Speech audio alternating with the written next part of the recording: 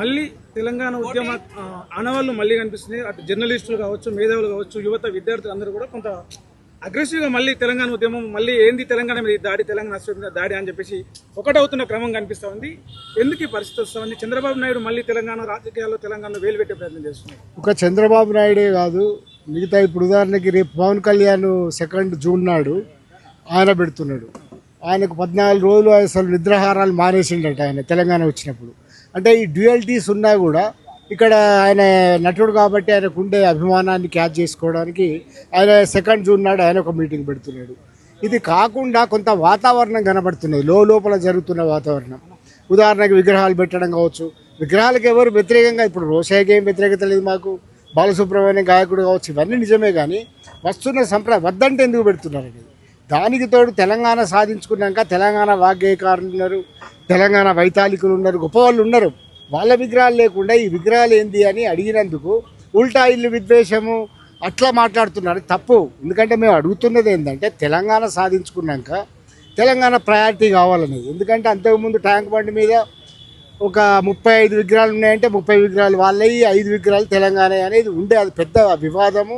Tank బండికి ఏమైందో అందరికీ తెలుసు, మిలియన్ మార్చ్ జరిగినప్పుడు.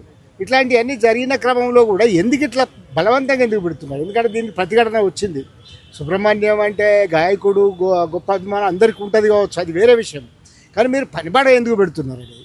రెండో విషయం ఏమిటంటే ఎన్టీ రామారావు చరిత్ర చెప్పుకోవాలంటే వీళ్ళు చెప్పే చరిత్ర కాదు, దానికి నిరూపణలు లేవు. ప్రచారాలు చేసినారు ఆయన ఉద్ధరించినాడని. కానీ ఆయన కాలంలో లాటిన్ అమెరికన్ నేషన్స్లో జరిగినట్టుగా జరిగిందని అప్పుడు బాలగోపాల్ బతుకున్నప్పుడు వ్యాసం రాసిండు ఎకనామికల్ పొలిటికల్ వీక్లో. అంత గొప్ప చరిత్ర ఎన్టీ గారిది. 77 మిస్సింగ్ కేసులు జరిగినాయి ఆయన హయాంలో, ఎన్కౌంటర్లు జరిగినాయి. పెద్ద పొరకపోటు చేసినారు తెలంగాణ శిథిలం చేయడంలో చంద్రబాబు పాత్ర ఎంత ఉన్నదో ఎన్టీ రామారావు పాత్ర అంతే ఉన్నది. మొదట్లో ఆయన పోలీస్ ఆఫీసర్లు చెప్పిన అంటే ఆయన ఏమో గొప్పవాడు ఇట్లా పిక్చరిస్తున్నారు, కానీ తెలంగాణ కానీ చేసింది ఏం లేదు. తెలంగాణకు వ్యతిరేకంగా ఆంధ్ర ఆధిపత్యం సాధించడానికి, ఆధిపత్యం ఏర్పడడానికి వీళ్ళందరూ మూల కారణం. వీళ్ళందరినీ తెచ్చి మానేతి మీద ఎందుకు రుద్దుతున్నారు? అంటే ఇప్పుడున్న ముఖ్యమంత్రి కూడా తెలంగాణ సోయి, తెలంగాణ ఆత్మ లేకుండా ఇంకా ఆంధ్ర ఎన్టీఆర్ పాట, ఇందిరమ్మ పాట పడుతుంటే తెలంగాణ అనే పదం ఆయన నోట్ల నుంచి ఎందుకు వస్తుంది? ప్రమాదం అక్కడనే ఉన్నది. ఇప్పుడున్న ముఖ్యమంత్రి కూడా జరుగుతున్నది ఏంటి? ఆయన పనిపడ ఎన్టీఆర్ను ఆయన కూడా తిట్టిండు ఒక సమయంలో. ఎన్టీఆర్ను మాట్లాడడము, తర్వాత చంద్రబాబు నాయుడు హైటెక్ సిటీ కట్టిండి, ఇక్కడేమో చేసిండని మాట్లాడడము, తర్వాత ఆయన ఇట్లాంటి అన్నీ కూడా ఈ భయానికి కారణం. ఎందుకంటే ఆయన ఓపెన్గానే చంద్రబాబుకు అనుకూలంగా మాట్లాడుతాడు, ముందు నుంచి మాట్లాడుతున్నాడు ఆయన. అట్లాగే ఎన్టీఆర్ కీర్తి గురించి ఇప్పుడు మాట్లాడుతున్నాడు, ఆయన తిట్టిండు. అట్లంటే సరే, ఆయన రాజకీయంగా మనం పెద్దగా విమర్శిస్తే ఇప్పుడు ఇంకో రకమైన మీరు ఆయనకు విమర్శించలేదు, ఈయనకు విమర్శిస్తారు అంటున్నారు. కానీ ఆయన పోవడి బాగాలేదు. పనిపడ ఒక పట్టుకొని ఒక జిహెచ్ఎంసీ ఎన్నికల ప్రయోజనాల కోసం తప్ప ఏముంటుంది అందులో? ఎన్టీఆర్ విగ్రహాన్ని అక్కడ పెట్టడం అనేది సబబు కాదు. తెలంగాణ ఆత్మ అనేది హట్ అవుతుంది. ఎందుకంటే తెచ్చుకున్న తెలంగాణలో ఇదేం కోసరా అనుకుంటారు. అంటే మన విగ్రహాలేమీ రాకుండా పెట్టుకోకుండా గద్దర్ విగ్రహం కరీంనగర్లో పెడదామంటే ఇప్పటి వరకు పర్మిషన్ ఇస్తలేరు. అక్కడెక్కడో పెడితే పర్మిషన్ కోసం తెలియదు. ఇట్లాంటి అవస్థలు ఉన్న చోట మీరు విగ్రహాలు ఎందుకు తెచ్చి పెడుతున్నారు అంటే వేరే కారణాలు ఉన్నాయి. విగ్రహాలు తెచ్చినప్పుడు ఆయన మహానుభావుడు, ఇందిరాగాంధీ మహానుభావురాలు, ఇట్లాంటివి. అంటే తెలంగాణ అనేది ఒక్క తెలంగాణ ఉద్యమంలో అస్తిత్వ ఉద్యమమే కాదు, నిర్బంధాలకు వ్యతిరేకంగా, క్రూరత్వాలకు వ్యతిరేకంగా, అన్నిటికీ మించి ఏదైతే ఒక వాతావరణాన్ని సృష్టించి దోపిడీ జరిగిందో దానికి వ్యతిరేకంగా, ప్రపంచీకరణకు వ్యతిరేకంగా, అట్లాగే నిరంకుశ ప్రజాస్వామ్యాన్ని హరించడానికి వ్యతిరేకంగా ఇన్ని రకాలుగా జరిగింది.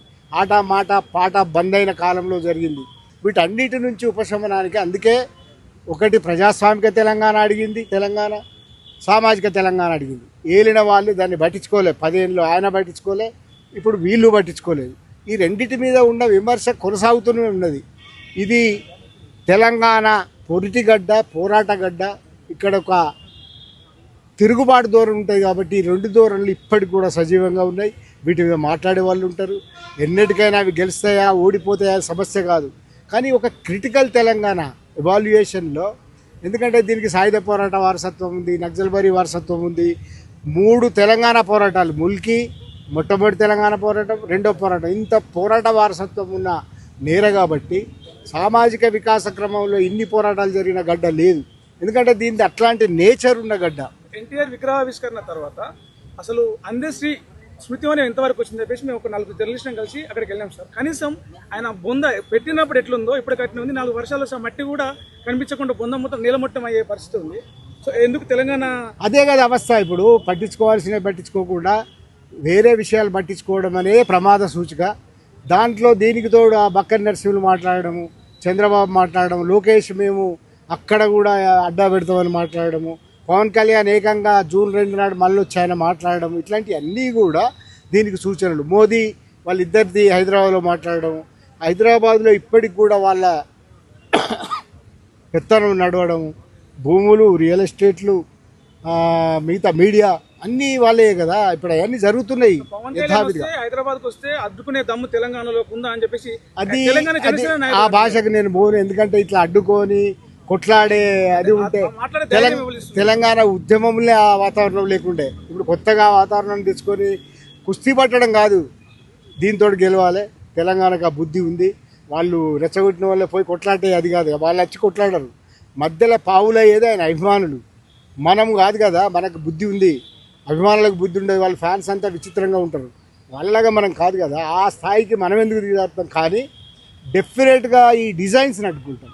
మీరు ఏదైతే నక్షాలు వేస్తున్నారో మళ్ళీ ఒకసారి తెలంగాణలో అధికార స్థాపనక, లేకుంటే తెలంగాణలో గందరగోళానిక, లేకుంటే తెలంగాణలో ఈ రాజధాని ఒకటి ఉంది, ఇంకా రాజధాని నిర్మాణం కాలే, ఇట్లాంటి ఐడియాలక ఏందో తెలియదు. కానీ మీరైతే ఇట్లా మామూలుగా ప్రవర్తించడం లేదు. వచ్చిన ఒక రాష్ట్రాన్ని గౌరవించడం లేదు. రాష్ట్రంతో పాటు ఎందుకు తెచ్చుకున్నారో మీరు గుర్తు చేసుకోవడం లేదు. అస్తిత్వం కోసం తెచ్చుకున్నారు. ఈ అస్తిత్వ భావన అనేది ఏందో మీకు గుర్తులేదు. మళ్ళీ అదే మాట మాట్లాడుతున్నారంటేనే ఈ డేంజర్ గురించి ఆలోచిస్తున్నాం. ఇది మేము విడిచిపెట్టే ఇష్యూ లేదు. తెలంగాణ పోరాటానికి ఇంతకుముందు కందుకూరు రమేష్ చెప్పింది ఒక మంచి మాట. ఫస్ట్ సంఘం మాది తెలంగాణ జర్నలిస్ట్ ఫోరం. ఎవ్వరు లేరు అప్పుడు. ఈ జర్నలిస్ట్ ఫోరం వచ్చినాకనే పార్టీ వచ్చింది. జర్నలిస్ట్ ఫోరం వచ్చినాకనే జేఏసీలు వచ్చినాయి. మేము జేఏసీలో భాగం కాలేదు, విడిగానే ఉన్నాం. అయితే ఈ జర్నలిస్ట్ ఫోరం అనేది ఇవాళ వస్తున్న ఈ డిజైన్స్కు, నక్ష్యాలకు వ్యతిరేకంగా కూడా మాట్లాడుతుంది, మీటింగ్లు పెడుతుంది, భావజాల ప్రచారం చేస్తుంది. మా శక్తి మేరకు మేము తప్పనిసరిగా ప్రతిఘటిస్తాం.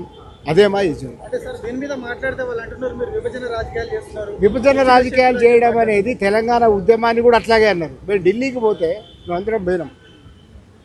మీరు విచ్ఛిన్నకారులు, మీరు వేర్పాటువాదులు ఇట్లా మొదలుపెట్టినారు. విచ్ఛిన్నకారులు, వేర్పాటువాదులు ఆ ఉద్యమంలో దెబ్బ కొట్టాం మేము. ఇప్పుడు మీరు మాట్లాడితే దానికి మేము లొంగుతాం. మేము విచ్ఛిన్నకారులం కాదు, మీరు విచ్ఛిన్నకారులు, మీరు విద్వేషకారులు. మేము నూతన మానవులు, విముక్తి పొందిన తెలంగాణలో కొత్త సంస్కృతిని, కొత్త అస్తిత్వాన్ని పాదుకొల్పడానికి ప్రయత్నం చేస్తున్న వాళ్ళం. ముందు నుంచి కూడా ఇక్కడికి దాన్ని కాస్మోపాలిటన్ వాతావరణం ఉన్న ఒక సిటీ అనేది ఒక పరంపరగా వస్తున్న ఏమిటిది సామరస్యపూర్వక తెలంగాణ. అట్లాగే ఈ సామరస్యపూర్వక అంటే గంగా జమున తహజీబ్ అంటారు కదా, ఆ తెలంగాణ ఈ విద్వేషాన్ని రెచ్చగొట్టదు. విద్వేషాన్ని మీరు కావాలని రెచ్చగొట్టి ఒక డిస్టర్బెన్స్ క్రియేట్ చేస్తున్నారు. అది చేస్తే తెలంగాణ ఊరుకోదని హెచ్చరించడానికే ఇవాళ మళ్ళొక్కసారి పునరంకిత ప్రకటన చేసినాం.